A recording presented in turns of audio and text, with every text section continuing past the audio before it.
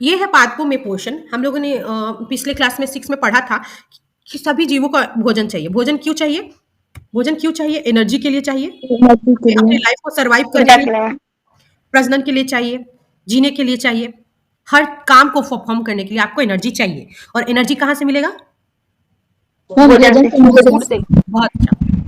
हमने ये भी पढ़ाया था आप लोगों को कि भोजन में बहुत सारे न्यूट्रिएंट्स मौजूद होते हैं जिसको पोषक कहते हैं। क्या-क्या न्यूट्रिएंट्स है? जल्दी, जल्दी-जल्दी बताना। Protein, vitamin, vitamin, carbohydrate, protein, वसा। कार्बोफैट।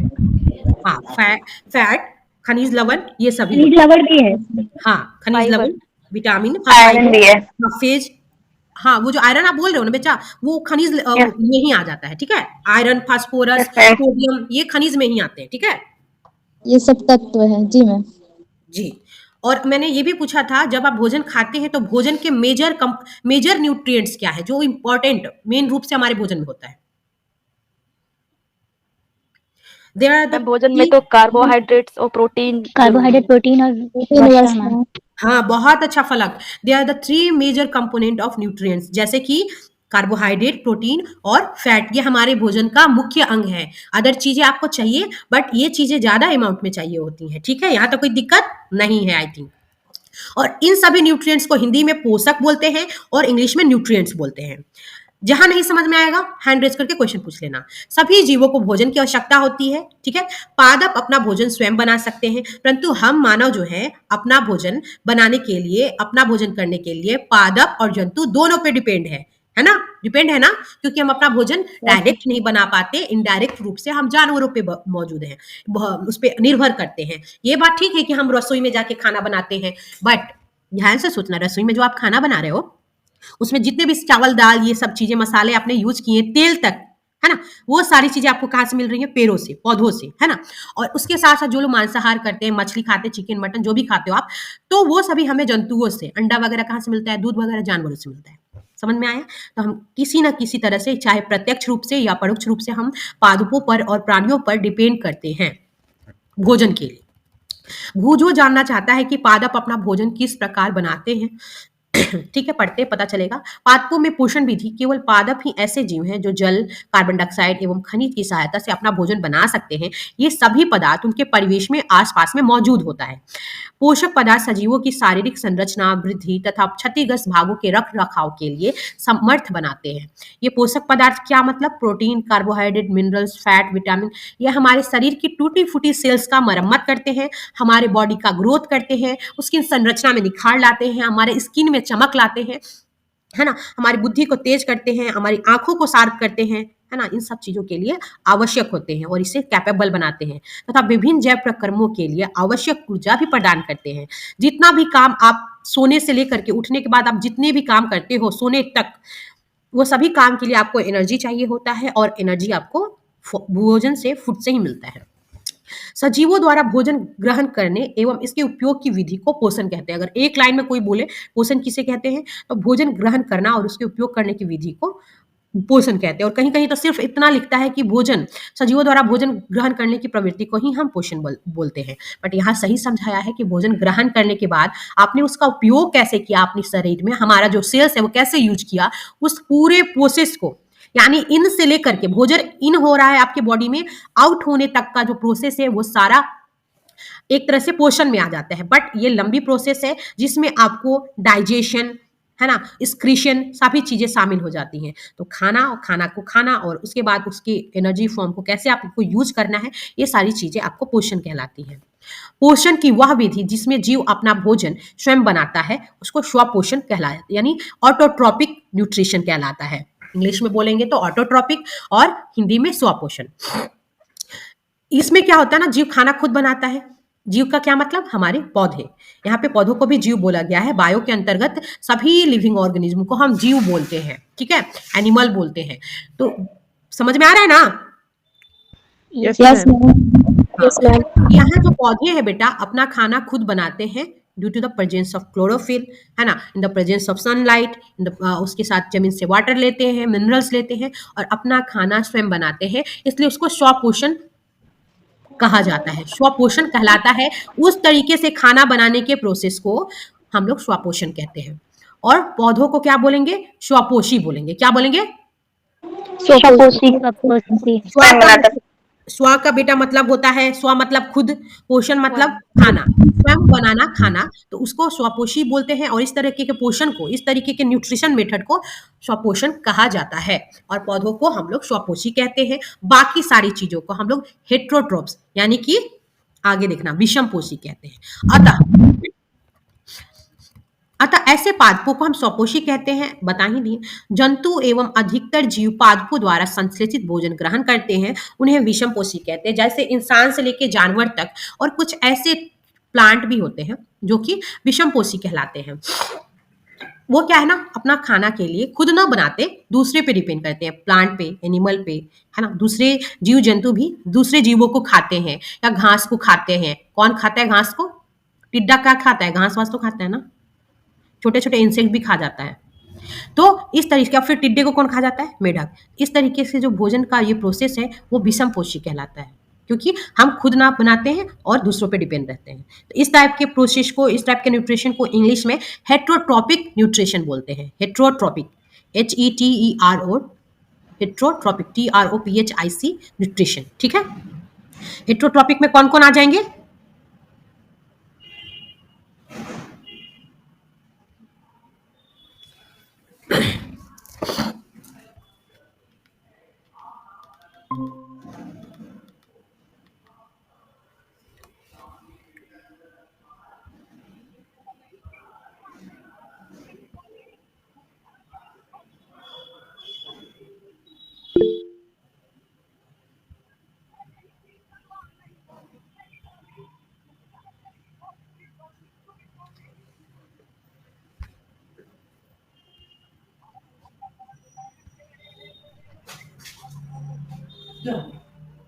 जो होता है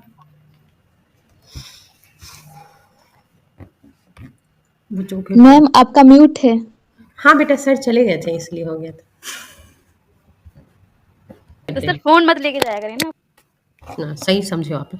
शुरू करते हैं। हमने बोला था कि ऐसा प्रोसेस जिसमें जीव जंतु जो है अपना खाना स्वयं ना बना करके डायरेक्ट या इनडायरेक्ट रूप से पौधों एवं जंतुओं पर निर्भर करते हैं, उस खाना वाले प्रोसेस को, उस पोषण प्रणाली को विषम पोषी न्यूट्रिशन कहा जाता है, यानी हेट्रोट्रॉपिक न्यूट्रिशन। हमने बताया था, जैसे इसमें हम सभी आते हैं, हम एनिमल्स, हम क्या है? एनिमल्स हैं, यानी मानव भी बोल सकते हो।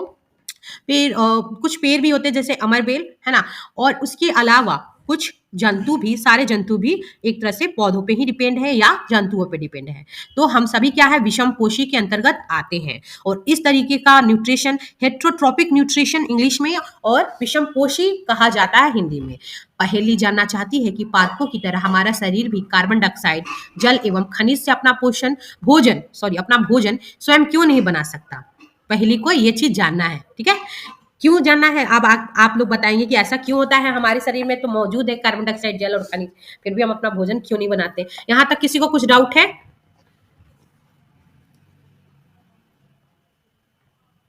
No ma'am. मैम हाँ ठीक है, फिर से पूछो। आप सपना क्या पूछो बेटा? मैम स्वपोषी और स्वपोषण, स्वपोषण को समझा दीजिए मैम। स्वपोषण, ठीक है ठीक है, एक मिनट ध्यान से देखना। यहाँ पोषी पोषी लिखा है ना? जी मैम। ऐसे पादपों को पोषी, स्वपोषी कहते हैं, यानी कि ऐसे इंसान जो अपना भोजन स्वयं बनाते हैं, जो पादप अपना भोजन स्वयं बनाते हैं, उस पादप को स्वपोषी कहेंगे। और ये जो मेथड है, तरीका, उसको स्वपोषण कहेंगे। तरीका जो है एक प्रोसेस हो गया। जैसे क्या बोलेंगे? Heterotrophic mode of nutrition. Nutrition लगा है, इट मीन्स कि वो उसका मेथड है। बट पोषी लगा सिर्फ पादप आ जाएगा जो खुद मतलब भोजन अपने बना।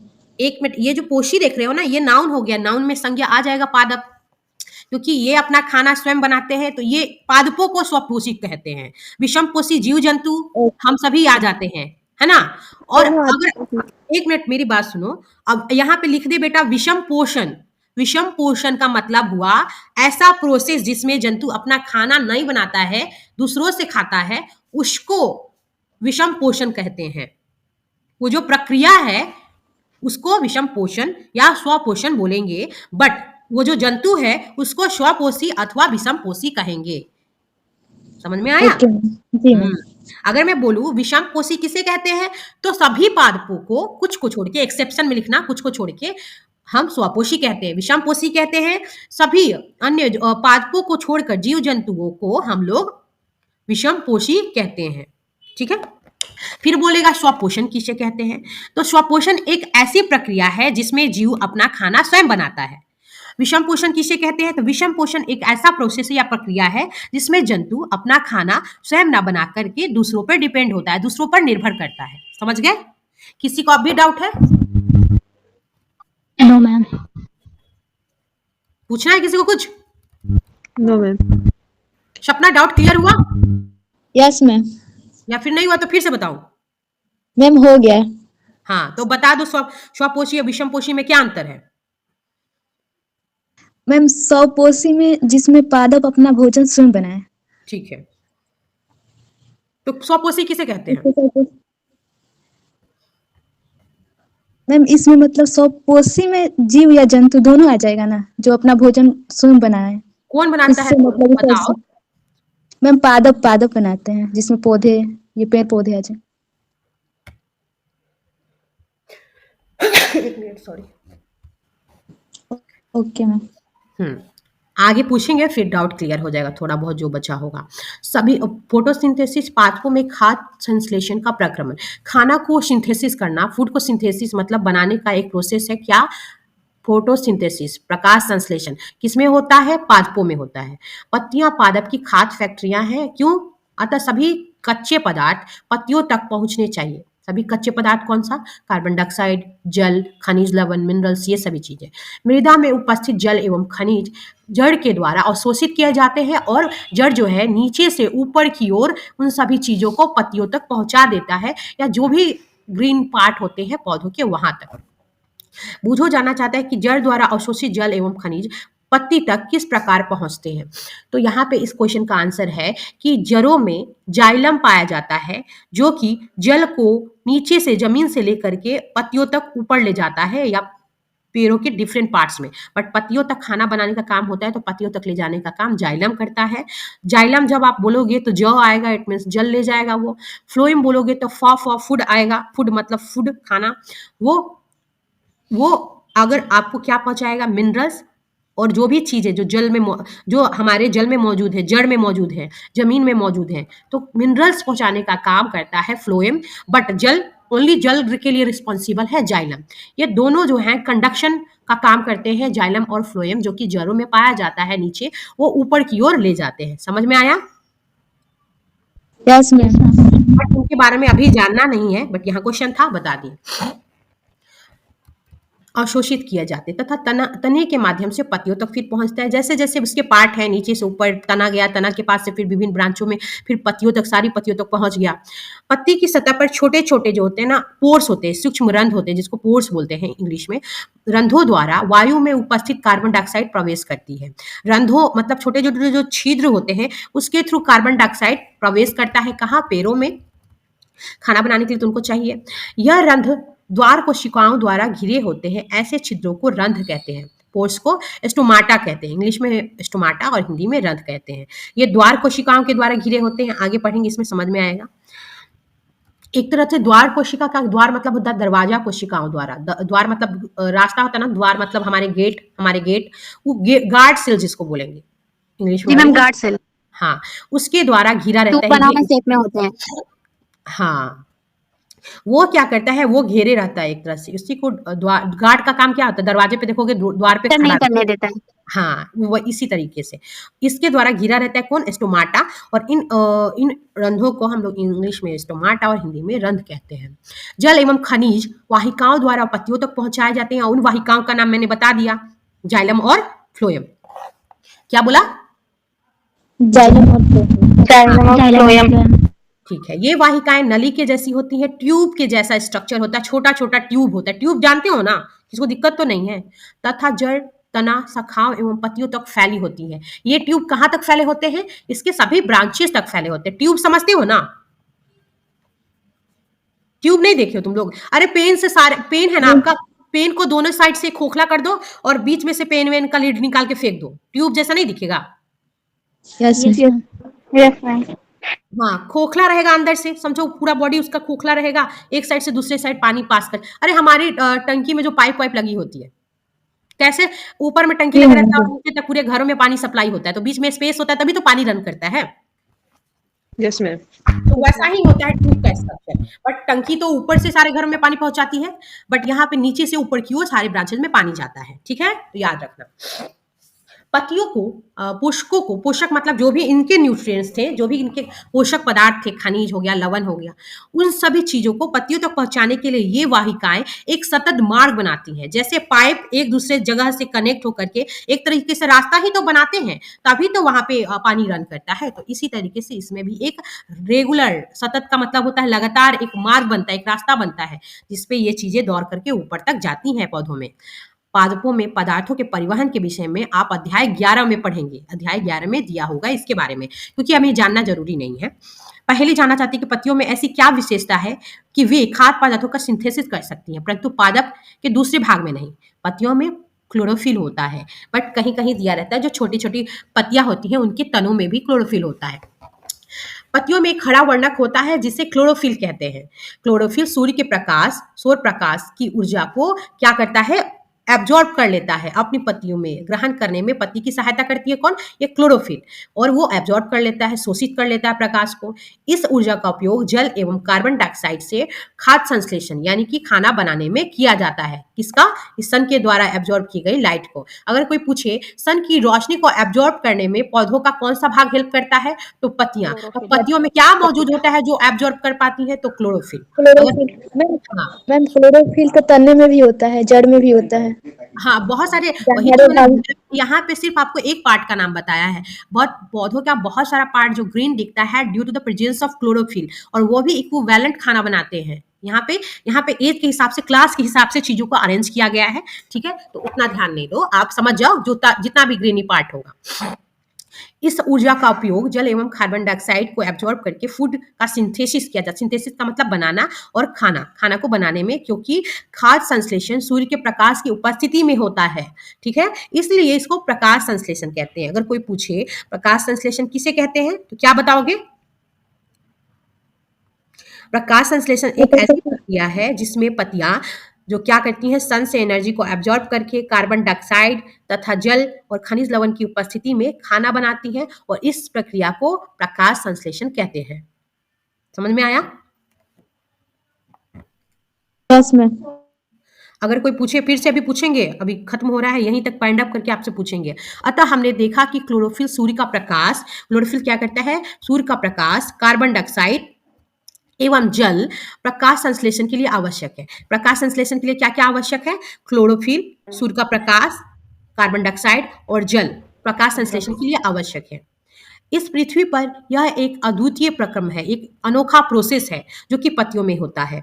पत्तियों द्वारा सौर ऊर्जा संग्रहित की जाती है। सौर का मतलब होता है सन से ली गई एनर्जी, एनर्जी मतलब ऊर्जा। सन से ली गई एनर्जी को पत्तियां क्या करती हैं, स्टोर करती हैं। संग्रहित का मतलब स्टोर, तथा पादप में खाद के रूप में संचित हो जाती हैं। पादप में किस रूप में, भोजन के रूप में क्या होता है, वो स्टोर हो जाता है। अतः सभी जीवों के लिए सूर्य जो है ऊर्जा का परम स्रोत है, एक चरम स्रोत है, मतलब मुख्य सोर्स है। यहां तक ही आज रहने देते हैं, अभी आप लोगों से क्वेश्चन थोड़ा पूछ लेते हैं। ये हम लोगों ने नहीं पढ़ा, ये मैं नेक्स्ट क्लास में पढ़ाती हूँ। आप जल्दी जल्दी बता देना, स्वपोषी किसे कहते हैं, अविषम पोषी किसे कहते हैं? स्वपोषी जो जो अपना भोजन स्वयं बनाते हैं एक उसे स्वपोषी मिनट, कहते हैं। एक मिनट, एक एक करके मैं पूछ लेती हूँ, ठीक है। सपना पहले आप ही बताओ, स्वपोषी किसे कहते हैं बेटा? मैम वैसा वैसा जंतु, जीव जंतु जिसमें भोजन अपना स्वयं बनाते हैं। वाह, बहुत अच्छा, ठीक है। विषम पोषी किसे कहेंगे आयशा? वह जिसमें जीव अपना भोजन स्वयं न बनाकर दूसरों पर निर्भर रहते हैं, उसे विषमपोषी पोषित कहते हैं। विषम पोषी, एक मिनट, क्या बोला? वैसा जीव जो अपना भोजन खुद ना बनाकर दूसरों पर निर्भर रहते हैं, इसे विषमपोषी कहते हैं। हाँ, सही बोली, मैंने कुछ सुनाई दिया, मेरे को लगा कि आपने पोषण भी ऐड किया। विषम पोषी न्यूट्रिशन मत बोलना, मैंने सिर्फ इतना पूछा था विषम पोषी किसे कहते हैं, तो उस इंसान के बारे में आप बताओगे, ठीक है? Yes ma'am. ओके, काजल आप बताना बेटा, स्वपोषी पोषण किसे कहते हैं? ध्यान से सुनो, स्वपोषी पोषण किसे कहते हैं?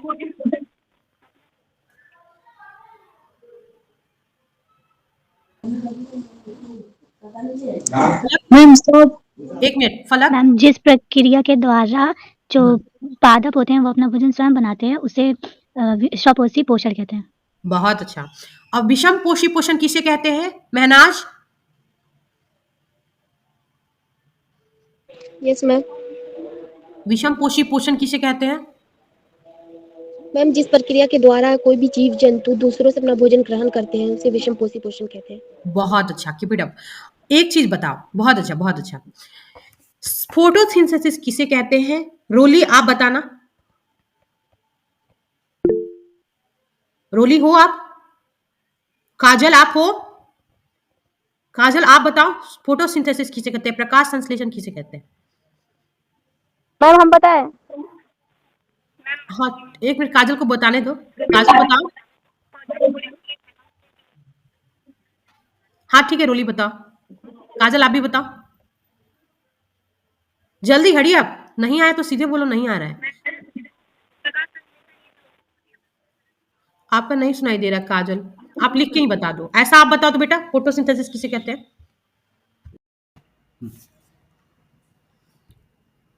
हम लोगों ने यहाँ तक कर लिया था, ठीक है, ये वाला हम लोग का छूट गया था, तो पहले देख लेते हैं। गार्ड सेल किसे बोलते हैं या द्वार कोशिकाएं किसे बोलते हैं, फलक? क्या मैम? द्वार कोशिकाएं किसे कहते हैं?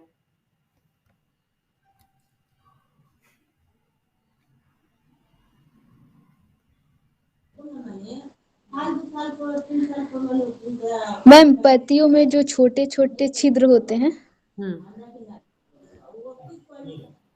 उससे ही बोलते हैं मैम, रंध्र को ही द्वार आई थिंक ये नहीं बताई थी। नहीं बेटा, बताया था मैंने। पट्टियों में जो छोटे छोटे छिद्र होते हैं जिसे रंध्र कहते हैं, जिसे स्टोमाटा कहते हैं इंग्लिश में, उसके चारों ओर जो कोशिकाएं मौजूद होती हैं उन्हें ही द्वार कोशिकाएं या गार्ड सेल कहते हैं। कल बताया था, वो स्टोमाटा के चारों ओर मौजूद होते हैं, ठीक है।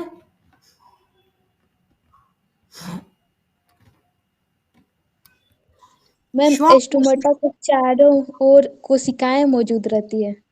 हाँ, स्टोमाटा की जो चारों ओर कोशिकाएं मौजूद होती हैं वो गार्ड सेल्स कहलाती हैं, जिसे द्वार कोशिकाएं भी कहते हैं हिंदी में, ओके मैम। ठीक है। और पोषण किसे कहते हैं, महनाज, मसरूफा? मैम पोषण सजीवों द्वारा ग्रहण भोजन को पोषण कहते हैं। अच्छा अच्छा, ठीक है। पोषक के घटक, विभिन्न प्रकार के घटकों के नाम बताओ।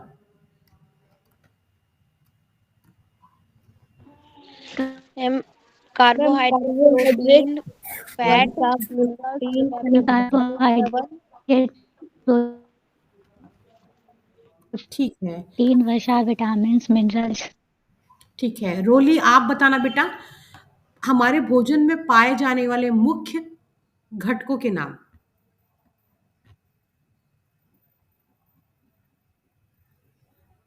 रोली? मीनू आप बता दीजिए। नहीं रोली। कार्बोहाइड्रेट, प्रोटीन, वसा। बहुत अच्छा। इसके बाद नेक्स्ट क्वेश्चन है, हम लोगों ने जो पढ़ा था, पादपों द्वारा जो पोषण को ग्रहण करने की जो प्रक्रिया है उस प्रक्रिया को क्या कहते हैं? स्वपोषी पोषण। हाँ, स्वपोषी पोषण। और स्वपोषी किसे कहते हैं? पोषण मैम पोषण ये पादप जो अपना भोजन स्वयं बनाते हैं। अपना पोषण स्वयं प्राप्त करते हैं, ठीक उसे है, स्वपोषी। ठीक है, बहुत अच्छा। और विषम पोषी किसे कहते हैं? सोच समझ के बताना। जो अपने भोजन के लिए किसी दूसरे पर निर्भर रहते हैं। बहुत अच्छा आनंद, बहुत अच्छा, बहुत अच्छा। यहाँ तक आप लोगों को क्लियर है। शुरू करते हैं नेक्स्ट। यहाँ पे हम लोग आएंगे क्योंकि वो पढ़ नहीं पाए थे। कोशिकाएं यानी कि सेल्स के बारे में हम लोग को पढ़ना है। आपने देखा है कि इमारतें जो है ना ईंटों से बनी होती हैं। जैसे हमारा घर जो होता है, अगर उस पे से चूना और चूना अगर हटा दोगे वॉल से, सीमेंट निकलेगा। सीमेंट को हटा दोगे तो आपको ईंटें मिलेंगी। इसी प्रकार सजीवों का जो शरीर होता है छोटे-छोटे, बहुत सी छोटे माइक्रोस्कोपिक एकदम बोल सकते हो यूनिट यानी इकाइयों से बनता है, जो कोशिका कहलाती हैं, ठीक है? कोशिका किसे कहते हैं? हमारे शरीर का सबसे सूक्ष्म यूनिट, हमारे शरीर का सबसे छोटा यूनिट जो है, सबसे छोटा इकाई, उसी को सेल कहते हैं। कोशिकाओं को सूक्ष्मदर्शी के द्वारा देखा जा सकता है। कुछ जीव जो है मात्र एक कोशिका के बने होते हैं, इसीलिए उन्हें एक कोशिकीय जीव कहते हैं। फिर से सुन लो, कुछ जीव मात्र एक सिंगल सेल के बने होते हैं, इसलिए उसे इंग्लिश में यूनिसेलुलर एनिमल या यूनिसेलुलर बोलते हैं, और कुछ एक से अधिक सेल से मिलकर बने होते हैं, इसलिए उनको मल्टीसेलुलर यानी कि बहुकोशिकीय कहते हैं। और ऐसे जीवों को एक कोशिकीय जीव या बहुकोशिकीय जीव कहते हैं। कोशिका एक पतली बाह्य संरचना द्वारा घिरी होती है, जिसे कोशिका झिल्ली कहते हैं। ये जो अंदर में कोशिकाएं आप देख रहे हो, बाहर में एक ब्लैक टाइप के लेयर से आप देख रहे होगे, आउटर लेयर होगा यहाँ पे, ये इससे घिरी हुई है। ये क्या है? सेल मेम्ब्रेन इसको इंग्लिश में बोलेंगे और हिंदी में कोशिका झिल्ली बोलेंगे। ये सारी जो सेल्स हैं इसी से घिरी रहती हैं। इसके बीच में प्रत्येक सेल के बीच में एक छोटा बहुत उभड़ा हुआ यानी गोल टाइप का पार्ट होता है, जो गाढ़ा नजर आता है, उसको केंद्रक और इंग्लिश में न्यूक्लियस कहते हैं। सारे सेल्स के अंदर ये जो देख रहे हो डॉट डॉट पार्ट, ये सब डॉट डॉट जो पार्ट है, ये लिक्विड लाइक सब्सटेंस है, तरल पदार्थ है, लिक्विड जैसा है। इसको हम लोग कोशिका द्रव्य या साइटोप्लाज्म कहते हैं। सेल्स के अंदर बिखरे हुए तरल पदार्थ को साइटोप्लाज्म या कोशिका द्रव्य कहते हैं, और उसमें उभरी हुई जो एक सुस्पष्ट रचना होती है केंद्र में होता है, सेंटर में, इसलिए उसको केंद्रक कहते हैं। इसमें केंद्र में स्थित एक सुस्पष्ट रचना जो केंद्रक कहलाती है। केंद्रक चारों ओर से जेली के समान एक पदार्थ से घिरा होता है, जिसे कोशिका द्रव्य यानी ये सब जेली लाइक स्ट्रक्चर, जेली देखे हो ना, जेली हम लोग खाए भी हैं, उससे हल्का और उसको लाइट कर दो तो वो सारा सेल्स में फैला रहता है। यहाँ तक किसी को डाउट है? नहीं मैम। ठीक है, जिसको भी डाउट है पहले पूछ लेना, बाद में नहीं। अभी पूछ लोगे ज़्यादा अच्छा रहेगा, फिर हम पूछने लगेंगे। क्या आप कल्पना कर सकते हैं कि प्रकाश संश्लेषण नहीं होगा तो क्या होगा? आप सोचो, अगर फोटोसिंथेसिस की प्रक्रिया नहीं होगी तो क्या होगा? प्रकाश संश्लेषण न होने की स्थिति में खाद्य उपलब्ध नहीं होगा, खाना नहीं उसको मिल पाएगा। सभी जीवों का अस्तित्व जो है प्रत्यक्ष या परोक्ष रूप से हम सभी पादपों पे डिपेंड करते हैं। तो पादपों द्वारा निर्मित भोजन पर निर्भर करता है हम सभी का लाइफ, सभी जीवों का, चाहे हम हो कोई भी हो। इसके अतिरिक्त सभी जीवों के लिए परम आवश्यक ऑक्सीजन भी फोटोसिंथेसिस प्रक्रिया के द्वारा ही निर्मित होता है। बिकॉज जब फोटोसिंथेसिस की प्रक्रिया चलती है तो कार्बन डाइऑक्साइड को वो लोग लेते हैं और ऑक्सीजन को छोड़ते हैं। तो ये जो आवश्यक है हमारे जीवों के लिए, हम सभी जीव के लिए, हम सभी एनिमल्स के लिए ऑक्सीजन, वो हम निर्मित नहीं होगा, हमें मिलेगा नहीं, तो ऑक्सीजन का लेवल कम हो जाएगा और दम घुट के मर भी सकते हैं हम। प्रकाश संश्लेषण की अनुपस्थिति में पृथ्वी पर जीवन की कल्पना करना भी असंभव है। प्रकाश संश्लेषण के दौरान पत्ती की क्लोरोफिल युक्त कोशिकाएं, क्लोरोफिल वाली जो सेल्स होती हैं, क्लोरोफिल का मतलब क्लोरोफिल युक्त मतलब वैसी सेल्स जिसमें क्लोरोफिल होता है, वैसी सेल्स सूर्य के प्रकाश की उपस्थिति में क्या करती हैं? कार्बन डाइऑक्साइड एवं जल से कार्बोहाइड्रेट का सिंथेसिस करती हैं। इस प्रक्रम को निम्न समीकरण के द्वारा दर्शा सकते हैं। ये जो समीकरण है बेटा हर जगह एग्जाम में पूछता है, तो इसलिए ये समझ लेना, कार्बन डाइऑक्साइड प्लस जल, उसके बाद रिएक्शन कराओगे, क्लोरोफिल नीचे आएगा क्योंकि प्लांट में मौजूद होता है, सनलाइट ऊपर, क्या बनेगा? कार्बोहाइड्रेट, यानी कि कार्बोहाइड्रेट क्या बनता है बताते, एक मिनट। Carbohydrate plus oxygen. अगर यहाँ पे अगर इसको केमिकल फॉर्मूला के रूप में आपको लिखना है तो लिख लीजिए CO2 यानी कि कार्बन डाइऑक्साइड प्लस H2O यानी कि वाटर, देन रिएक्शन करेगा, ऊपर में सनलाइट लिखना, नीचे में क्लोरोफिल। आफ्टर दैट ये जो कार्बोहाइड्रेट है ये आपका हो जाएगा glucose 6,6H12O6 plus oxygen O2। ठीक है, ये पूरा समीकरण याद रखिएगा। ठीक है, जिनको लिखना है लिख लो। मैम एक बार बोल दीजिए।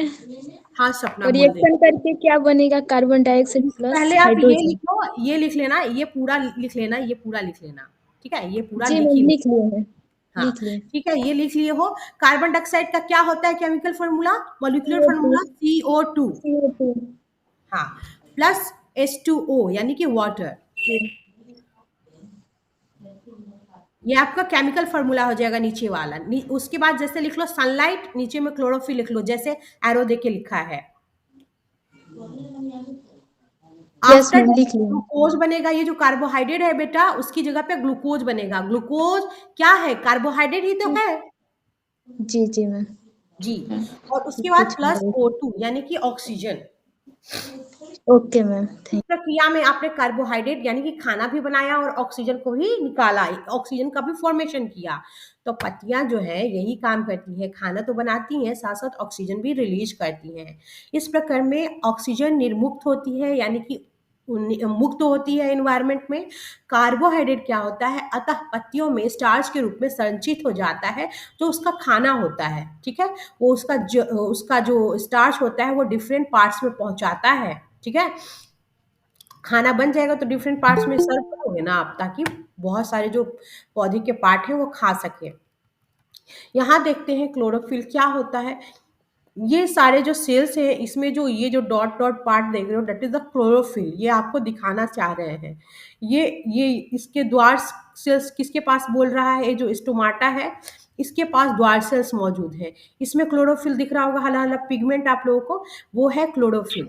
ठीक है, जो कि पत्तियों में मौजूद है। और ये जो डॉट डॉट देख रहे हो ये जो पोर्स हैं इसके किनारे में जो सेल्स होगा, इस पोर्स के किनारे में जो सेल्स होगा, इतना इतना ऐसे है कि वो क्लियर दिखेगा नहीं, वो माइक्रोस्कोप से क्लियर दिख पाएगा।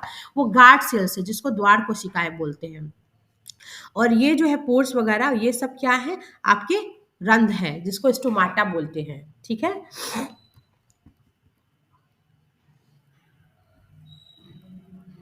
ये लिप्स के बारे में, ये लिप्स की संरचना को काट के यहाँ दिखा दिया गया। यहाँ देखो द्वार कोशिकाएं क्या है, ये जो पोर्स है बेटा, छोटे छोटे जो छिद्र हैं, ये जो दिख रहा है ये पूरा ओपन करके दिखा दिया गया है। इसके जो किनारे में ये जो सेल्स मौजूद है इसी को हम बोलते हैं गार्ड सेल्स। ये पूरा जो ऐसा पार्ट आपको दिख रहा होगा ये रंध्र द्वार है। ठीक है, रंध्र द्वार का मतलब ये अंदर में रंध्र है और इसका इंटर करने वाला द्वार है।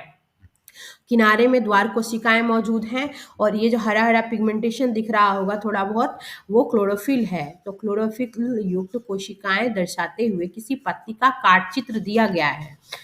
अगर इसका इमेज, अगर सेकेंडरी इमेज वगैरह भी अगर आप लोग देखना चाहोगे तो हम एक बार डाल देंगे। यहाँ पे थोड़ा क्लियर नहीं हो पाया है, हम इसी इमेज को फिर से निकाल करके गूगल से डाल देंगे। बूझों ने देखा कि कुछ पादपों की पत्तियां गहरी लाल होती हैं, बैंगनी अथवा भूरे रंग की होती हैं। वह जानना चाहता है कि क्या इन पत्तियों में भी फोटोसिंथेसिस होता है। एकदम होता है, कैसे होता है आगे देखेंगे। पत्तियों के अतिरिक्त, यहाँ से पहले शुरू करना है हम लोग को, सॉरी।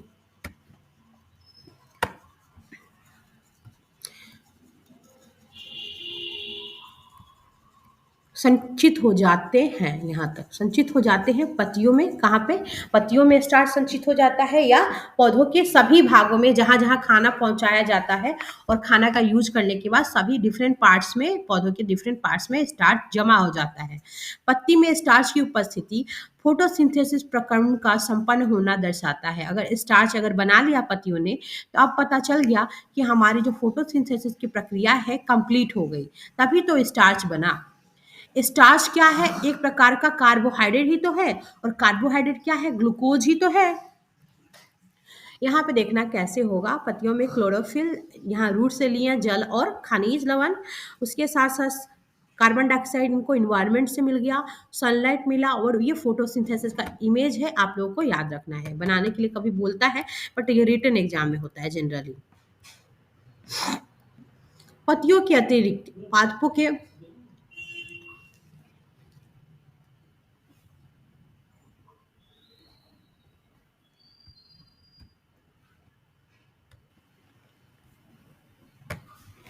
ठीक है, पादपों के अतिरिक्त, पत्तियों के अतिरिक्त सॉरी, पादपों के दूसरे हरे भागों जैसे कि तने और हरी शाखाओं में भी फोटोसिंथेसिस होता है। मैंने कल भी बताया था, पौधों की पत्तियों के अतिरिक्त जो भी एक पौधे का हरा हरा पार्ट आपको दिखेगा, हाँ, उस सब में क्या होता है बेटा कि फोटोसिंथेसिस की प्रक्रिया होती है, ठीक है, मैंने कल ही बता दिया था। मरुस्थलीय पादपों में वाष्पोत्सर्जन द्वारा जल क्षय को कम करने के लिए पत्तियां जो है सल्क यानी कि कांटे या सूल को कांटा भी बोलते हैं, सल्क भी बोलते हैं, उस रूप में वो परिवर्तित हो जाती हैं। इन पादपों के तने हरे होते हैं जो प्रकाश संश्लेषण का काम करते हैं। वो जो आप मरुस्थल में जो कैक्टस का प्लांट देखते हो, वो जो पौधे की जो पत्तियां होती हैं वो क्या होती है ना, कांटेदार होती हैं, इसलिए ताकि उनसे होके ज़्यादा वाटर लॉस ना हो ट्रांसपीरेशन की प्रोसेस में। मरुस्थल में क्योंकि हमें सनलाइट ज़्यादा मिलता है, जब सनलाइट ज़्यादा होगा तो ट्रांसपीरेशन का क्रिया भी बहुत तेजी से होगा। इसी वजह से क्या होता है, जो भी डिजर्ट के प्लांट हैं उनमें देखोगे एक स्पेसिफिक स्ट्रक्चर होता है कि उनकी पत्तियां ही कुछ ऐसे मुड़ी रहती हैं, कांटों में रूपांतरित रहती हैं, जस्ट बिकॉज ऑफ ज़्यादा जो लॉस होता है वाटर उसको कम करने के लिए, यानी ट्रांसपीरेशन का प्रोसेस कम करने के लिए। और इन सभी पादपों के जो तने होते हैं हरे होते हैं, हम लोगों ने देखा ही है, जो फोटोसिंथेसिस का कार्य करते हैं, यानी कि खाना बनाने का काम करते हैं। फोटोसिंथेसिस हो रहा है, दैट मीन्स कि वो स्टार्च बनाएगा, भोजन बनाएगा। एक ही प्रकार के, यहाँ पे एक क्वेश्चन था बीपीएससी का, 2 साल पहले का एक क्वेश्चन था, दिया था प्री वाले में, कि क्या अगर एक पौधा है और वो रखा हुआ है, रूम में रखा है, वहां पे क्या है ना, बहुत सारे बल्ब जल रहे हैं, तो क्या फोटोसिंथेसिस की क्रिया होगी? आप लोग बताइएगा। Yes ma'am. यस मैम, होगी। हाँ, ये क्वेश्चन का आंसर भी आप लोग को हम बहुत पहले भी बताए हैं और अभी फिर रिपीट किए हैं, तो कि उसको लाइट चाहिए होगा और उसको लाइट से भी वो ऊष्मा को लेकर के, ऊर्जा। हाँ, ऊर्जा लेकर के अपना खाना बनाता है, ठीक है, तो इस चीज में कंफ्यूज मत होना। एक ही प्रकार के पादपों के 2 गमले ले लो आप लोग, एक को अंधकार में अथवा काले बॉक्स में रख दीजिए 72 घंटों के लिए, तथा दूसरे को सन के प्रकाश में रखिए। दोनों पादपों की पत्तियों में आयोडीन परीक्षण उसी प्रकार कीजिए जैसे आपने कक्षा 6 में किया था। आयोडीन परीक्षण के लिए तुम लोग क्या किए थे, याद है 6 में?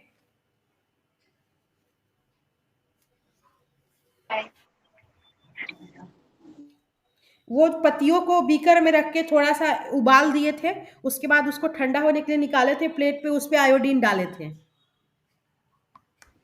Yes ma'am. तुम लोग इतना जल्दी भूल जाते हो, मुझे याद है। और वो कैसा हो गया था आयोडीन डालने के बाद?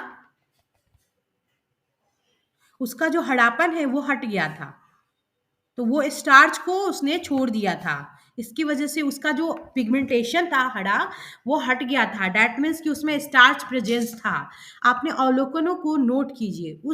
अब उस गमले को जिसे आपने अंधकार में रखा था 3-4 दिन के लिए, 3-4 दिन का मतलब 3 दिन का मतलब 72 घंटा हो गया ना, 24 या 72, 24 सही यस। है। हाँ, और 4 दिनों के लिए, 3 या 4 दिनों के लिए सूर्य के प्रकाश में आप क्या करना है, रख दीजिए तथा पुनः इसकी पत्तियों पर आयोडीन परीक्षण कीजिए। अपने प्रेक्षण अपनी नोटबुक में लिखें। जैसे आपको क्या करना है, जैसे आपने उसको अंधेरे में रखा था, तो ये बताना चाह रहे हैं इस क्रियाकलाप के द्वारा उसकी पत्तियों में जो है ना फोटोसिंथेसिस की प्रक्रिया नहीं होगी, जिसे आपने अंधेरे में रखा था, और उसके पत्ते में क्या होगा, स्टार्च मौजूद नहीं होगा। जैसे आप आयोडीन परीक्षण करेंगे, आयोडीन सॉल्यूशन डालेंगे पत्तियों में, तो पता चलेगा कि वो कोई रंग नहीं छोड़ेगा, क्योंकि उसमें स्टार्च का फॉर्मेशन ही नहीं होगा। फिर आपको क्या करना है, उसी पौधे को जिसको आपने अंधेरे में रखा था पुनः 3-4 दिनों के लिए प्रकाश में रख दीजिए और फिर से आयोडीन परीक्षण कीजिए। आप दोनों में ये डिफरेंस पाएंगे कि आपकी जो अब पत्ती है जो आपने धूप में रखी है उसमें स्टार्च की मौजूदगी होगी उसकी पत्ती में, और अपना ग्रीन पिगमेंटेशन आयोडीन डालने के बाद छोड़ देगा और अपना कलर चेंज कर लेगा। ये बताता है कि उस धूप वाली पत्ती में जो है स्टार्च मौजूद है, उसने खाना बनाया इट मीन्स की फोटोसिंथेसिस की क्रिया की, जबकि अंधेरे वाले में कोई ऐसी क्रिया नहीं हुई है, यानी उसने खाना नहीं बनाया है।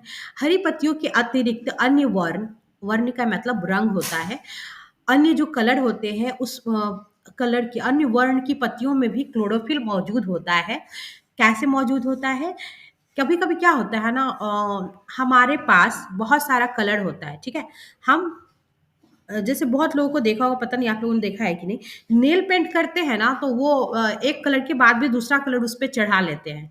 उसकी वजह से क्या होता है ना, दोनों कलर तो रहता है लेकिन जो ज़्यादा हैवी होता है वो ज़्यादा हमें नज़र आता है। जिसका जिसका जो कलर लेने का जो प्रोसेस है वो ज़्यादा डार्क रहेगा, वो ज़्यादा उस पे हावी हो जाएगा और वो ज़्यादा हमें दिखेगा।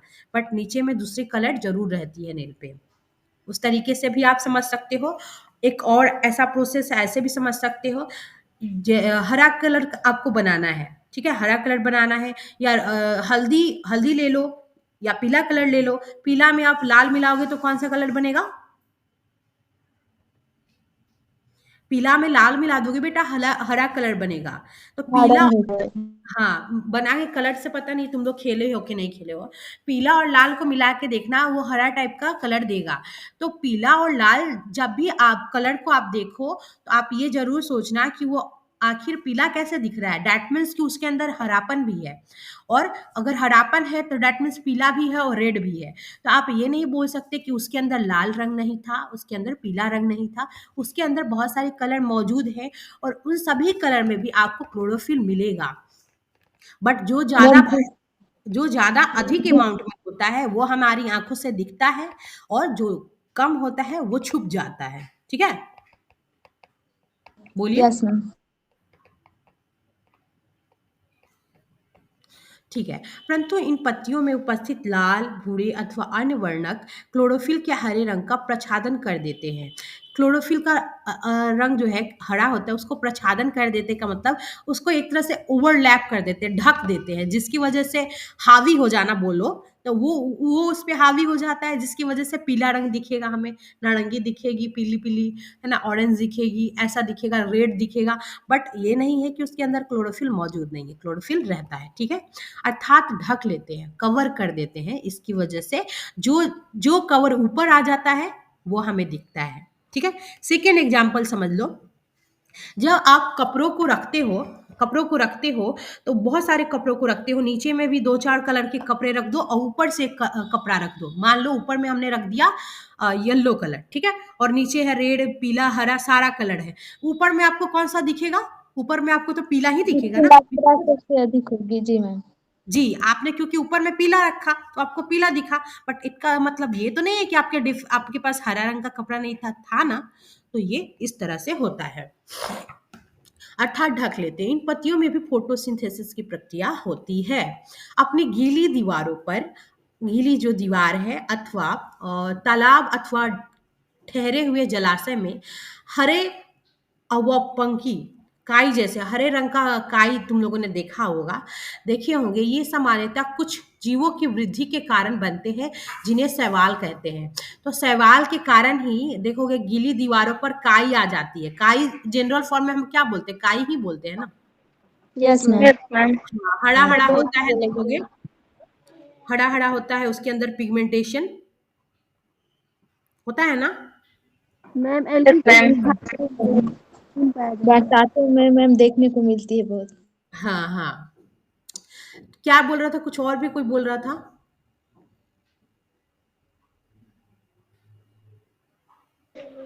मैम हम लोग के यहाँ कदई बोला जाता है। कदई, अच्छा अच्छा। हाँ, डिफरेंट हो सकता है, डिफरेंट लोग अलग अलग तरह के टर्म का यूज करते होंगे। ये ऐसा क्यों होता है? कुछ जीवों की वृद्धि के कारण ये शैवाल बनते हैं, ठीक है, और इनमें अपना ये हरा दिखता है क्योंकि इनमें क्लोरोफिल मौजूद होता है, बिकॉज ये अपना खाना स्वयं बना लेते हैं। दिनों दिन देखोगे सनलाइट के प्रेजेंस में ये बढ़ते जाते हैं। क्या आप कल्पना कर सकते हैं कि इनका रंग हरा क्यों होता है? इनमें क्लोरोफिल होता है जिसके कारण ये हरे दिखाई देते हैं। शैवाल भी फोटोसिंथेसिस के द्वारा अपना खाना स्वयं बनाता है, ठीक है। यहाँ पे विभिन्न रंग की कलरफुल पत्तियां हैं, देख लो। ऐसे भी पत्तियों देखे होंगे आपने, ऐसा भी देखा होगा, डिफरेंट कलर का आप लोगों ने देखा होगा। यहाँ पे पादपों में कार्बोहाइड्रेट, जी बोलो। एक बार मैम फिर से समझा दीजिए काई को। उसमें शैवाल मैम रहता है अच्छा ठीक है। जिसकी वजह से बरसात के दिनों में तुम देखोगी ना कि बहुत सारा जो गीला गीला जगह रहेगा वहां पे काई जैसा काई निकल आता है, इसी को शैवाल बोलते हैं। नलके पे मैम हमेशा रहता है। हाँ, शैवाल रहता है इवन कवक। बेटा, जी इवन बेटा, आपकी जो टंकी है ना उसमें भी पानी को बहुत दिनों तक छोड़ दोगे तो काई निकल आएगी, शैवाल निकल आएंगे। या मैम बारिश ठहरा में हुआ दीवार पे भी हो जाता है। खाया जी, जाता जी, है। एकदम सही बोल रहे हो आप। तालाब या ठहरा हुआ पानी कहीं पे भी आपको खाया दिख रहा भी है बहुत जाता है, दिनों तक। खा सकते हैं। जी? उसे खाया भी जाता है, उसमें प्रोटीन पाया जाता है और ए उसे एकदम। मतलब खा सकते हैं आप हम कौन उसे। आपका नाम क्या है? कौन बता रहे हो आप? आयशा। ऐशा? हुँ, बहुत अच्छा ऐसा सही बता रहे हो। मैंने भी देखा है उसको खाते हुए वीडियोज़ में। मुझे उससे पहले पता नहीं था कि खाया जाता है, बट हाई प्रोटीन होता है, हाई रिच होता है। उसको मैंने बहुत लोगों को देखा है कि वो निकाल कर के तालाबों से उसको धो देते हैं और फिर उसमें नमक डाल के खा लेते हैं।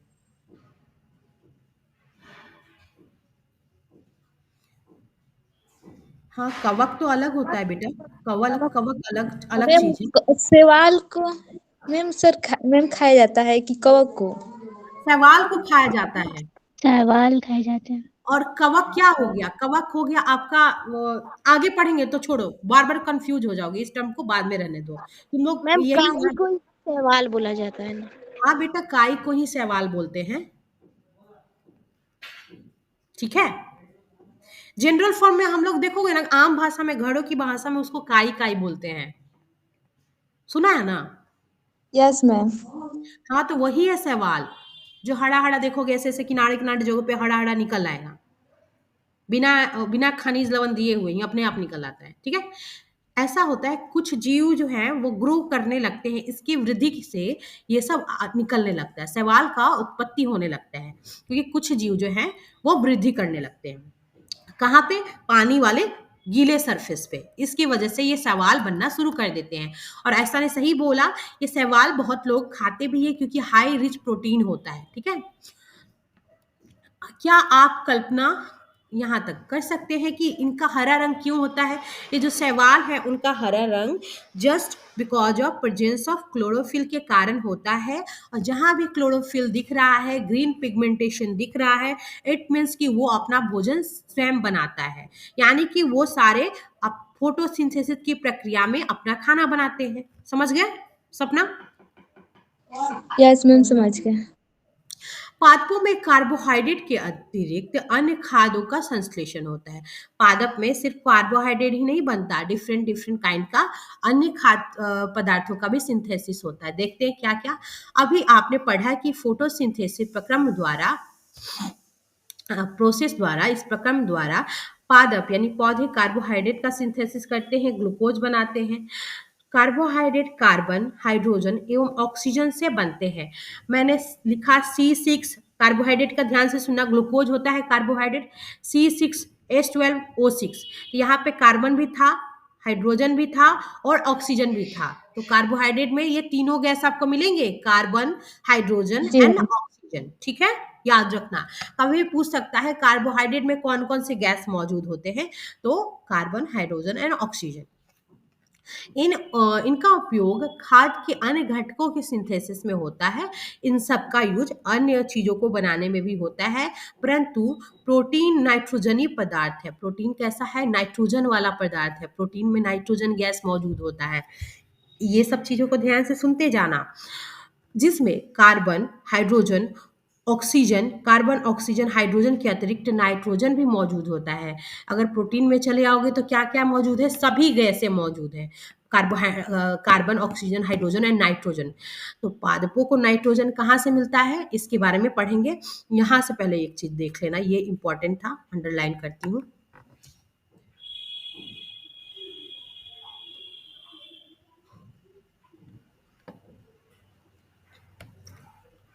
यहाँ तक आना चाहिए था मुझे, यहाँ तक देख लेना, सॉरी।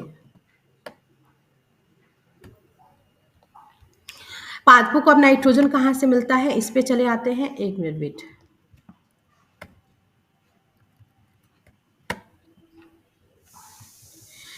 याद कीजिए, वायु में नाइट्रोजन गैसीय अवस्था में प्रचुर मात्रा में पाई जाती है। हम सभी को पता है 78% ऑफ नाइट्रोजन हमारे इन्वायरमेंट में, हमारे वातावरण में गैस फॉर्म में मौजूद है ना? बताया था ना?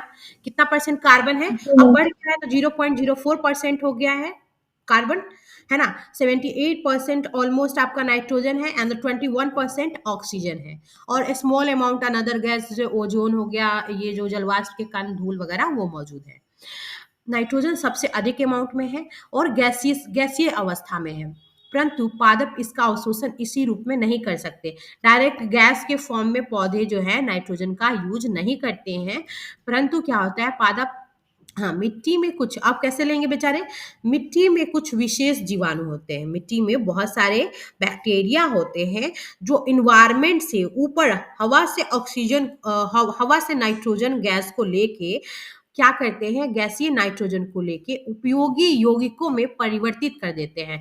यानी हवा से उन्होंने नाइट्रोजन लिया, गैस वाले नाइट्रोजन को, और उन्होंने चेंज किस में कर दिया, परिवर्तित कर दिया उपयोगी यौगिक जो होता है, आगे इसका नाम पढ़ेंगे हम लोग, उसमें चेंज कर देते हैं और मृदा में मिला देते हैं, यानी सॉइल में मिला देते हैं, सॉइल में छोड़ देते हैं, एक तरह से बोल सकते हो। जैसे मान लो उन्होंने ग्रहण किया और अपने एक तरह से मल के थ्रू उसमें मिट्टी में निकाल दिया, जैसे भी आप समझो। यह विलेय पदार्थ पादपों द्वारा जल के साथ अवशोषित कर लिए जाते हैं। जैसे मिट्टी में चला गया, वो मिट्टी से फिर जल के द्वारा ऊपर में चला जाता है, कहाँ, पादपों के पास, यानी पौधों के पास। संभवतः आपने देखा है कि किसान अपने खेतों में उर्वरक तथा खाद डालते हैं जिसमें नाइट्रोजनी पदार्थों की प्रचुरता होती है। इस प्रकार असंघटकों के साथ पादपों की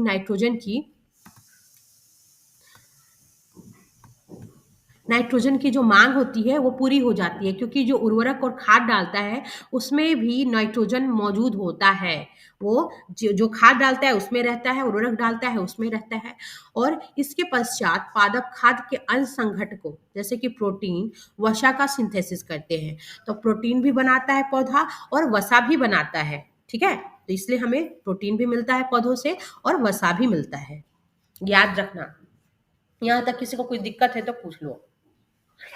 कैसे प्रोटीन बनाएगा वो तो आप समझ गए ना। नाइट्रोजन को उन्होंने ले लिया जमीन से, पहले जीवाणु जो है, बैक्टीरिया जो है, वायुमंडल से, हवा से उन्होंने नाइट्रोजन लिया, फिर उसको इम्पॉर्टेंट कंपाउंड में यानी उपयोगी यौगिकों में परिवर्तित करके जमीन के अंदर सॉइल में छोड़ दिया।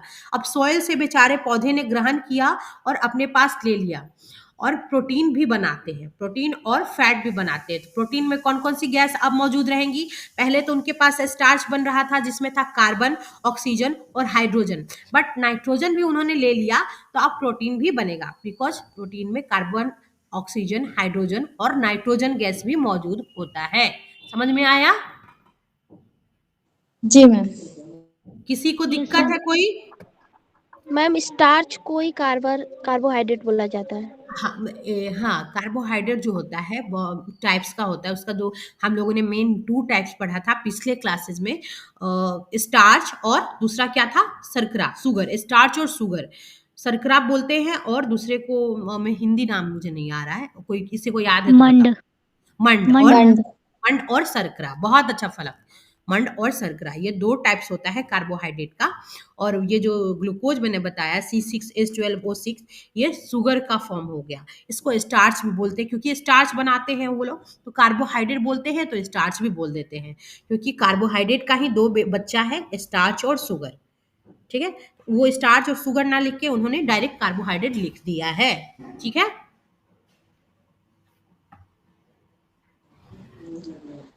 मैम पौधे हवा से नाइट्रोजन लेकर नाइट्रेट में बदल देता है।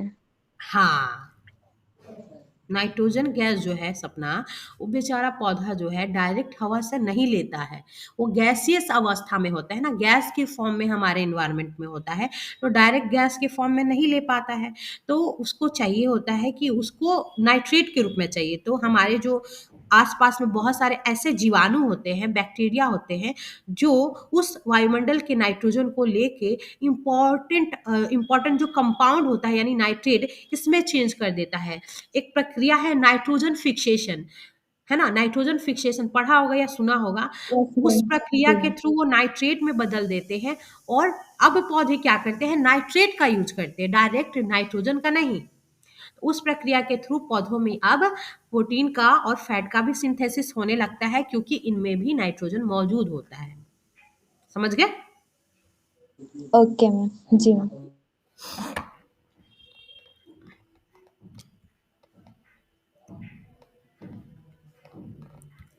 कहाँ पे हम लोग थे? यहाँ पे। यहाँ तक हो गया, यहाँ पे आते हैं। पादपों में पोषण की अन्य विधियां देख लेते हैं। अन्य जो विधि है, पौधे किस अन्य मेथड के थ्रू भोजन को लेते हैं। कुछ पादपों यानी पौधों में ऐसे भी हैं जिनमें क्लोरोफिल नहीं पाया जाता, वे भोजन सिंथेसिस नहीं करते यानी भोजन को नहीं बना पाते हैं। वे कैसे जीवित रहते हैं बेचारे, तथा वे पोषक किस प्रकार, खाने वाले जो न्यूट्रिएंट्स है वो कैसे प्राप्त करते हैं। मनुष्य एवं अन्य प्राणियों की तरह ये पादप भी अपने पोषण के लिए अन्य दूसरे पादपों पर निर्भर करते हैं। उनके द्वारा बनाए गए भोजन पर निर्भर करते हैं। ठीक है, ये विषम पोषी प्रणाली का उपयोग करते हैं। विषम पोषी प्रणाली क्या हुआ? एक ऐसा प्रक्रिया जिसमें पौधा अपना भोजन स्वयं ना बना करके दूसरे के बनाए भोजन पर निर्भर करता है, इसी को विषम पोषी प्रणाली कहते हैं। फिर से सुन लो, विषम पोषी प्रणाली इट मीन्स कि पौधा खुद ना बनाएगा, दूसरा का बनाया हुआ भोजन को ग्रहण करेगा इन अ सिंगल वर्ड। 1.5 को ध्यान से देखिए, क्या आपको एक वृक्ष के तने एवं शाखाओं से लिपटी रस्सी नुमा पीले रंग की संरचना दिखाई देती है? ये अमरवेल का पादप है। आगे पढ़ते हैं। इसमें क्लोरोफिल नहीं होता है। ये अपना भोजन उस पादप से प्राप्त करते हैं जिस पर क्या होते हैं ना, गोल गोल गोल गोल लपटे होते हैं, आरोहित होते हैं, यानी कि जिस पर गोल गोल घूमते घूमते ऊपर चलते। आरोही का मतलब क्या होता है? लपेट लपेट करके ऊपर में घूम के ऊपर जाना, इसी को बोलते हैं आरोहित। और वह पादप परपोषी कहलाता है क्योंकि वो दूसरे पे डिपेंड है। पर मतलब पराया, पोषी मतलब खाना, यानी परायों पर निर्भर होना किसके लिए? खाने के लिए।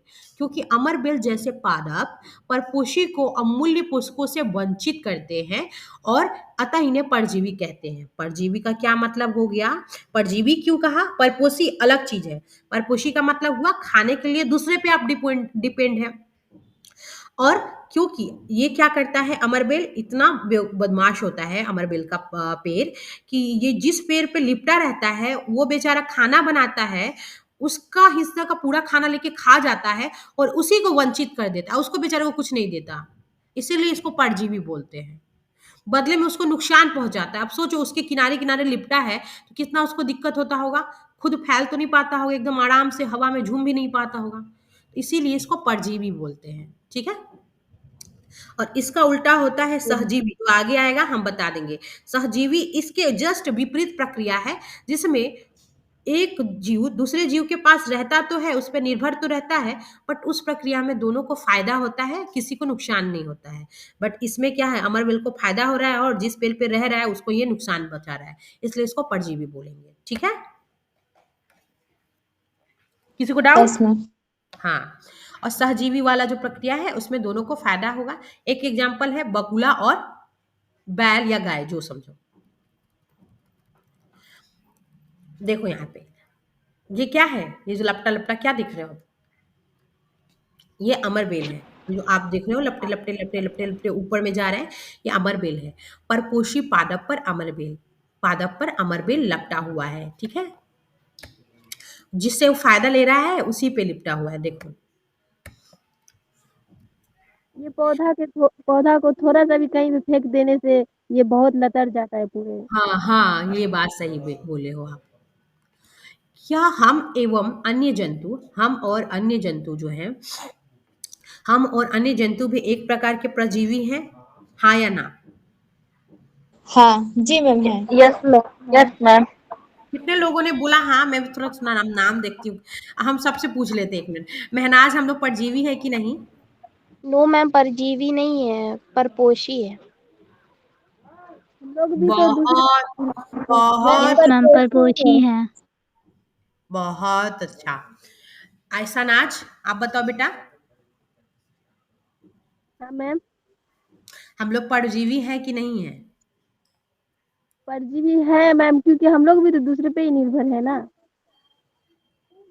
और बदले में उनको नुकसान पहुंचाते हैं? नुकसान नहीं पहुंचा। नुकसान नहीं पहुंचाते, उनके मतलब कि जो वो लोग अपने बनाते हैं उनसे हम लेते, लेकिन उनको नुकसान तो नहीं पहुंचाते हैं ना। बहुत अच्छा। सपना, आप तो बोले कि परजीवी है, अभी हम बाद में बताते हैं आपको। फलक, आप बताओ फलक। नो मैम, परपोषी है। और खुशबू, परपोषी है? वाह, बहुत अच्छा फलक। खुशबू,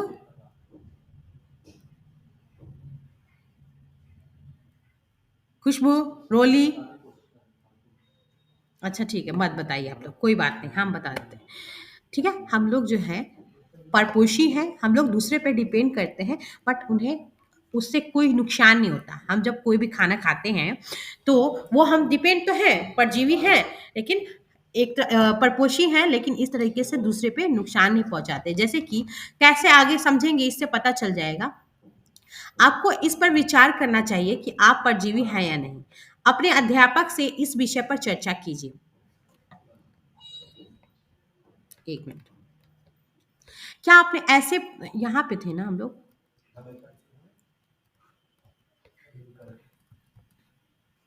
ये कहाँ चला जा रहा है? एक मिनट,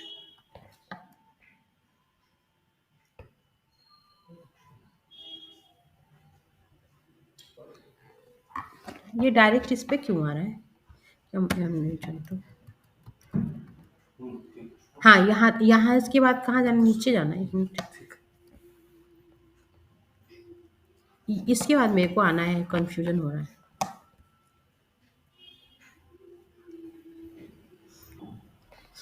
आपको इस पर विचार करना चाहिए, करना चाहिए। अपने अध्यापक से इस पर चर्चा कीजिए। यहाँ पे बूझों के पास चले आते हैं। पहले क्या पूछना चाहती हैं? पहले जानना चाहती है कि क्या हमारा रक्त चूसने वाले मच्छर, खटमल, जू एवं जोंक जैसे जीव भी परजीवी हैं? आगे पढ़ते हैं, पता चलते जाएगा। क्या आपने ऐसे पादपों को देखा अथवा उनके विषय में सुना है जो जंतुओं का भक्षण करते हैं? एकदम बहुत सारे ऐसे प्लांट हैं। कुछ ऐसे पादप भी हैं जो कीटों को पकड़ते हैं तथा उन्हें पचा जाते हैं, उन्हें खा जाते हैं। यह एक विस्मयकारी नहीं है, यह एक विस्मयकारी घटना नहीं है। ठीक है, ऐसे पौधे हरे या अन्य किसी रंग के हो सकते हैं। चित्र 1.6 के पादपों को देखिए। इसके घड़े यानी घट के आकार, घट का घड़ा मतलब होता है घड़ा, घड़ा मतलब घट के आकार के समान दिखाई देने वाली संरचना घड़े जैसी बनी होती है। जब उस पे कोई जीव बैठता है ऐसा घड़ा जैसा, उसको वो क्या करता है, बंद कर लेता है। घड़े के अंदर अनेक रोम होते हैं। रोम मतलब हेयर लाइक के स्ट्रक्चर होता है, बालों की जैसी पतली पतली संरचना होती है। पत्ते का शीर्ष भाग जो होता है घट के समान दिखाई देने वाली संरचना वास्तव में उसकी पत्ती का रूपांतरित भाग है।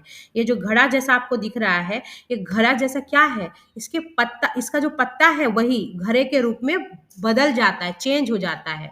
पत्ते का शीर्ष भाग होता है वो घड़े का ढक्कन बनाता है। पत्ते का जो आगे वाला भाग ढक्कन बनाता है, और घड़े के अंदर बहुत सारे हेयर लाइक स्ट्रक्चर होते हैं जिन्हें रोम कहते हैं हिंदी में।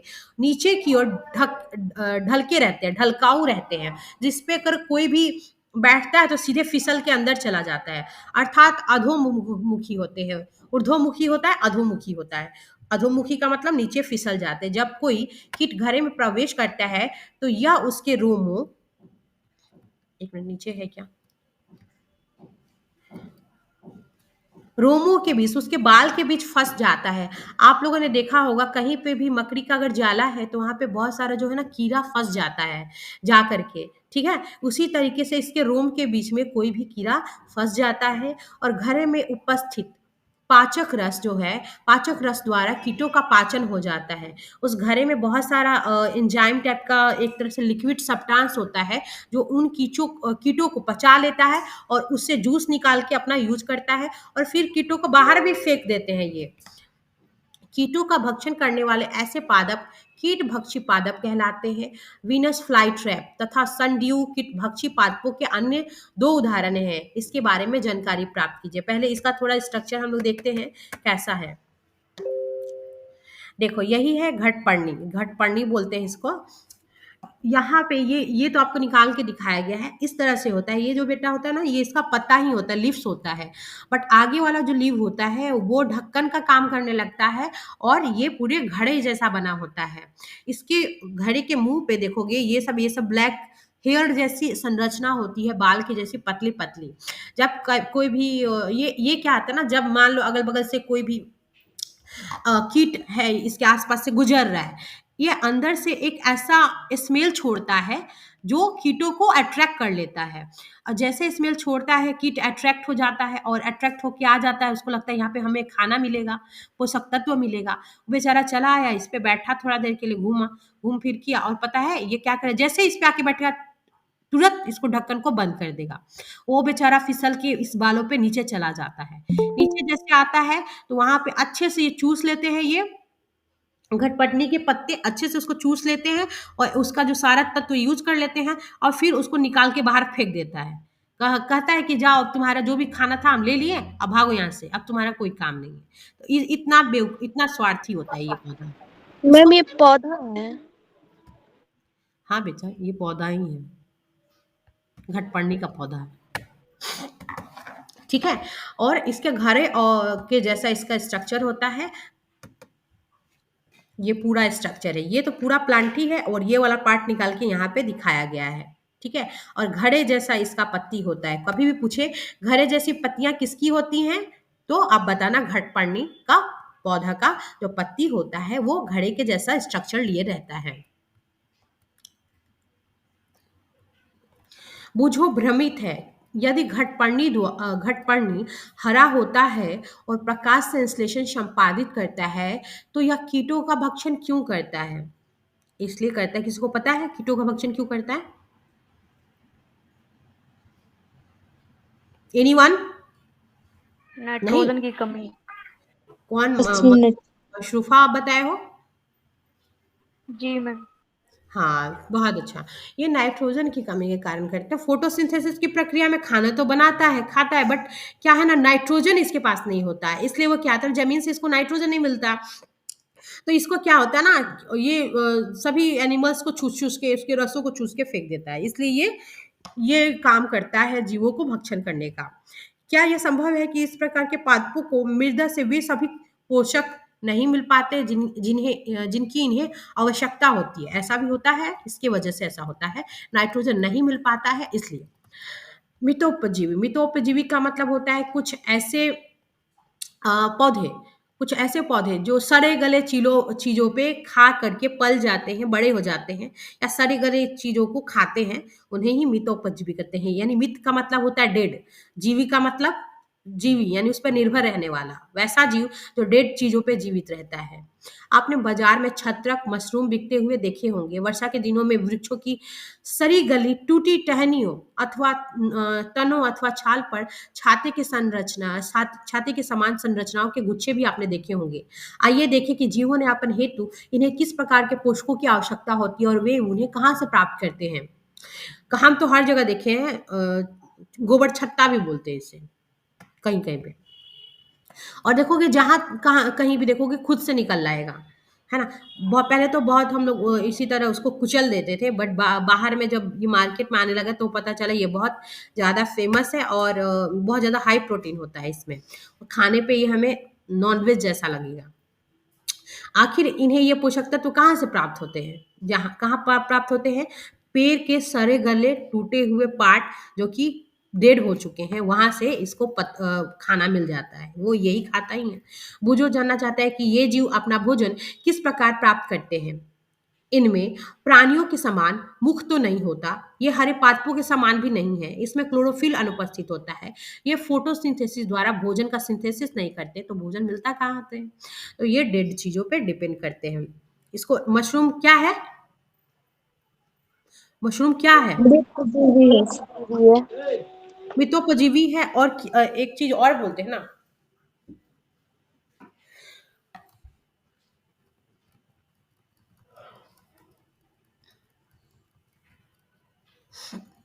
फंगस नहीं, कवक। बहुत अच्छा, किन्होंने बोला?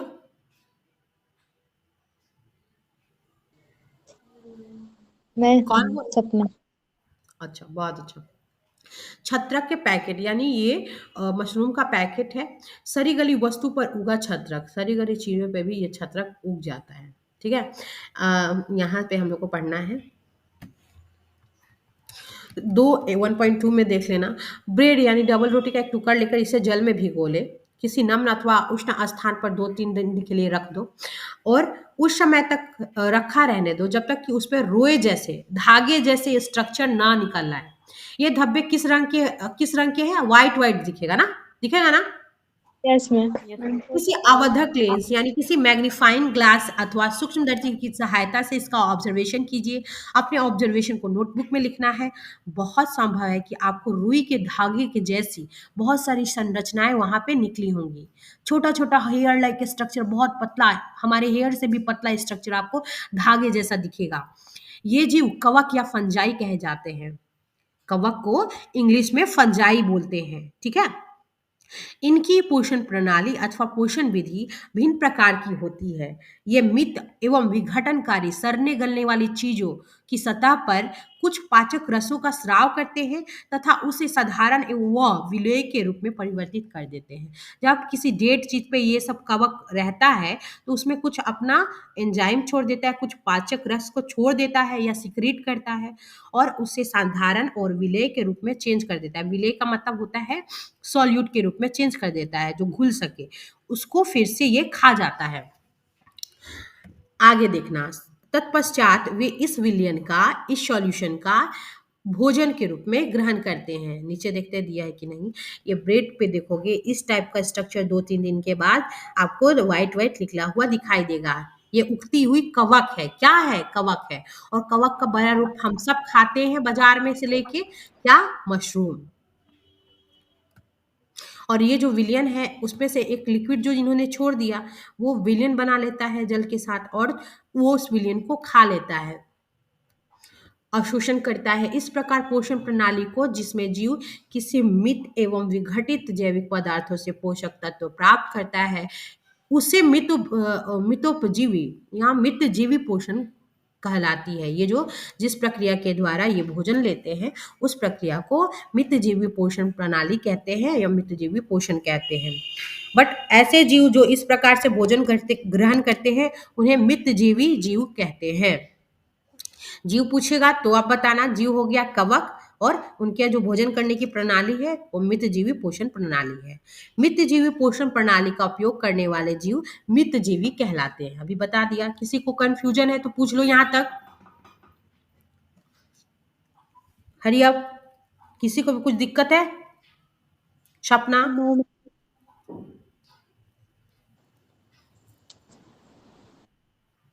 सपना जी मैम। कुछ पूछना है? रोली, खुशबू, नहीं समझ में आया पूछ लो। मैम अपना भाषा में समझा दीजिए। अच्छा अच्छा, ठीक है, ठीक। मैम मितजीवी पोषण के बारे में समझा दीजिए फिर से।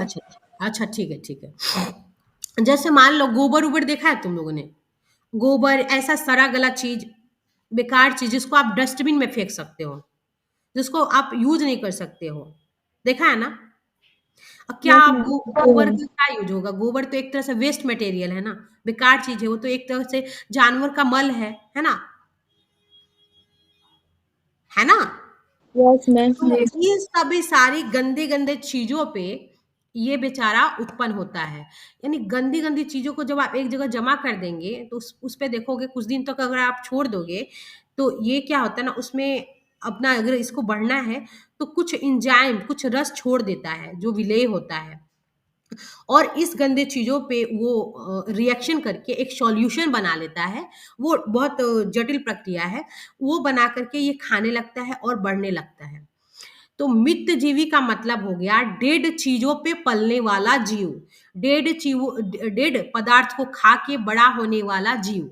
तो ये ऐसा जीव है। ये जीव इसलिए बेटा बोलते हैं बिकॉज ये कवक है तो जीव में ही आता है। और बायो के अंतर्गत जीव विज्ञान में हम पेड़ पौधे से लेकर के सारे एडल्ट बहुत विशाल जीव को भी हम जीव बोलते हैं, इसलिए हमने इसको जीव की श्रेणी दे दी है। और ये चूंकि इन सभी चीजों को गंदे गंदे चीजों से अपना भोजन बना लेता है और खाता है डेड चीजों पे भी। डेड ही चीज तो है, सड़ी गली चूहा हुआ फेंक दोगे, कोई भी एनिमल वगैरह मर गया उस सबको सड़ा दो एक जगह पे, ये निकल आएगा। गोबर ओबर डाल दो, पेड़ का टूटा टूटा पार्ट डाल दो, जो कि पेड़ का टूटा हुआ टहनी क्या है? पेड़ का बहुत दिनों से रखा हुआ लकड़ी क्या है? कहीं पे भी लंबी लंबी लकड़ी के लॉग अगर काट के रखे हैं, लकड़ी के टल्ले काट के रखे हैं, उस पे भी देखोगे अगर पानी वानी पड़ गया, बरसात में भीग गया तो गोबर छत्ता निकल आता है। तो पेड़ों की टूटी हुई बड़ी बड़ी टहनियां, बड़ी बड़ी लकड़ियां क्या है? वो डेड ही तो हैं। जब पेड़ से आप काट दिए उसी दिन वो मर गया, मरा ना। Yes ma'am. तो उन डेड चीजों पे ये उत्पन्न होता है, तो इसलिए बोलते हैं मित्त जीवी। मित्त का मतलब मरे हुए चीजों पे जीवित रहने वाला जीव। समझ में आया? तो इसको, इस जीव को मित्त जीवी बोलोगे, लेकिन इस प्रक्रिया को जिसके थ्रू ये खाना खा रहा है उसे मित्त जीवी पोषण कहते हैं। पोषण का मतलब खाना। समझ गए? मैम एक क्वेश्चन है। जी बोलो। मैम ये जैसे मृत पोषी है, वो इंसानों के ऊपर भी, जैसे कोई अगर इंसान मर गया है तो जी। उसके ऊपर भी फंगस बैठ जाता है क्या? बहुत ज़्यादा सड़ने गलने के पश्चात अगर एक इंसान का बॉडी है, एक मिनट एग्जाम्पल देख लो, हम विशाल विशाल जानवरों को, या जैसे ह्यूमन बॉडी है, अगर एक जगह कोई मर गया तो पहले बात तो ज़्यादा दिन तक ओपन इसलिए नहीं छोड़ा जाता क्योंकि वो एक तरह से नुकसान करता है। बहुत सारा केमिकल निकलता है जो आपको इतनी दुर्गंध आएगी कि वो मतलब आप जीवित नहीं रह पाएंगे, है ना? इसलिए डेड जब कोई इंसान हो जाता है तो उसको हम अलग अलग रिलीजन के हिसाब से उसको हम उस प्रोसेस के थ्रू क्या करते हैं, उनका कर्म कर देते हैं, अंतिम क्रिया जिसको बोलते हैं। सुना है ना? Yes ma'am.